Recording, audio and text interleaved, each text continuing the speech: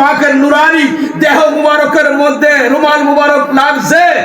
আর একটি সেমা অনুষ্ঠানে হুজুর এভাবে ওয়াজ দিয়ে এসেছে আর সেমাকারী সেমা বলতেছে ফাতাওয়াজাদা রাসূলুল্লাহ সাল্লাল্লাহু আলাইহি ওয়াসাল্লাম ওয়া তাওয়াজাদা আসহাবে মাহু তাফসীরাত আহমদিয়া বিলাদিল্লাহ তিশরিয়া ওয়া মিনান নাস মান ইয়াফতারাহু হাদিসের তাফসীর করে দেখতে পারেন এবং বুখারীতে হাদিস আছে হুজুরের এমন হাল সৃষ্টি হয়েছে সাহাবায়ে কেরাম এর হাল সৃষ্টি হয়েছে সকলের ওয়াজ তো এসে গেছে এমন ওয়াজ তো আমার নবীজির আসছে হুজুরের দুই কাঁধের মধ্যে একটা রুমাল মুবারক এভাবে ঝুলন্ত ছিল আমার নবীর ওয়াজ হইতে হইতে হইতে ফাসাকিতা রিদাহু আন মুনকাবাইহে আমার নবীজির রুমাল মুবারকটা জমিনে খসে পড়ে গিয়েছে সুবহানাল্লাহ আমি কেমন নাচা নাচলে এটা এভাবে জমিনে পড়বে হুজুরের কেমন ওয়াজ তো হাল হয়েছিল আল্লাহু আকবার বলেন না কেন নশীদুল ইসলাম ইসলামী সংগীত গাওয়া বন্ধ করলেন সাহাবায়ে কেরাম বসলেন তিনি হুজুরও বসলেন মুয়াবিয়া ইবনে আবি সুফিয়ান হুজুরের সামনে আসলেন আসার পরে বললেন মা হাসানুল আইবাকুম ইয়া রাসূলুল্লাহ হুজুর সরকারে দো আলম আপনার মধ্যে এতক্ষণ পর্যন্ত যে একটা আনন্দ উদ্দীপিত ভাব দেখলাম এটা আমার কাছে খুব ভালো লাগছে সুবহানাল্লাহ তোমার নবীজি বলেন লাইসা বি করিমিন ইয়া মুয়াবিয়া ইবনে আবি সুফিয়ান লাইসা বি করিমিন ওই ব্যক্তি প্রকৃত ধার্মিক না ওই ব্যক্তি প্রকৃত সম্মানী ব্যক্তি না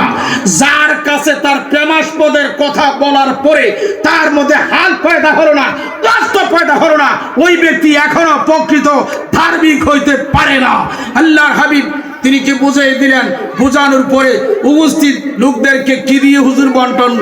কি দিয়ে বিদায় করবেন হুজুরের রুমাল মুবারককে 400টা টুকরা করলেন সুবহানাল্লাহ সুবহানাল্লাহ বলতেন কত টুকরা করলেন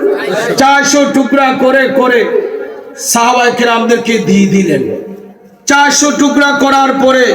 গনে দেখা গেল উপস্থিত সেই দিন 400 সাহাবী ছিল সুবহানাল্লাহ কতদিন ছিল 400 এখন সাহাবায়ে কেরাম সবাই একটি নিয়ত করলেন আমরা বাড়িতে যাব যে বলবো আমাদের আহলে বুনিয়াদদেরকে আমাদের জীবনে আর কিছু নাই আমার নবী পাকের দেহ মুবারকে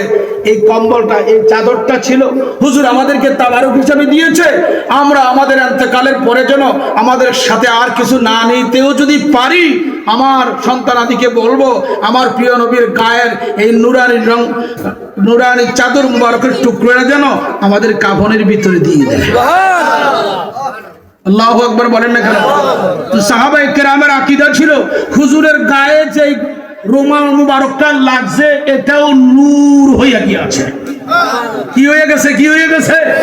ওয়াহাবি মোল্লা তো এটা বুঝবে না যে তো তার আকলের অভাব আছে কিসের অভাব আছে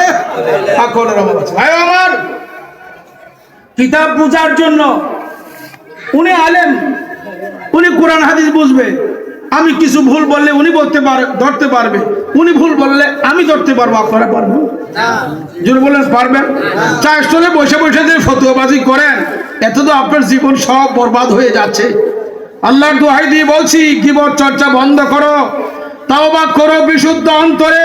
আপন মুর্শিদের বর্জক নিয়ে আল্লাহর হাবিবে পাকের তোফায়েলে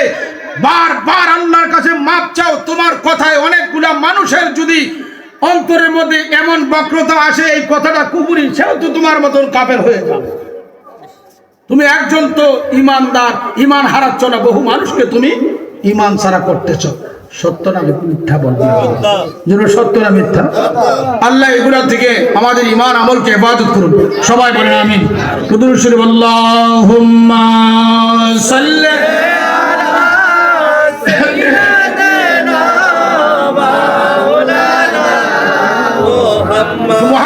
اللهم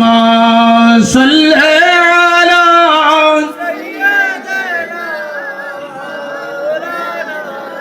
محمد وعلى آله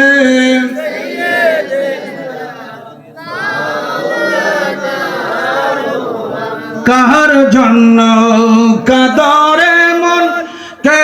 আসে তোর আপনা বিপদের ওই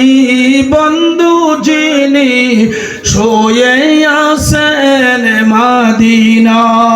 আল্লাহুম্মা